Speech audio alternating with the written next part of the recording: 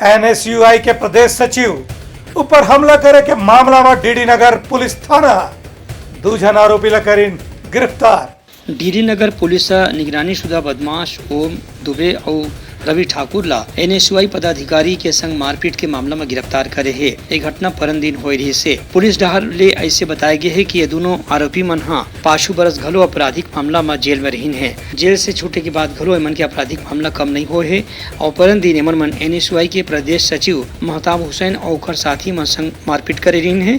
कोई धारदार हथियार से हमला घोलो करे रहीन है। ये मामला में एनएसयूआई डहर ने रिपोर्ट लिखाए के बाद दोनों आरोपी मन आज गिरफ्तार कर लेगी से। ब्यूरो रिपोर्ट उतलंघा न्यूज। सोर संदेश द बज़ उतलंघा के खबर चारों मुड़ा है नजर। छत्तीसगढ़ी और अंग्रेजी भाषा में खबर पर रहो बेसबर।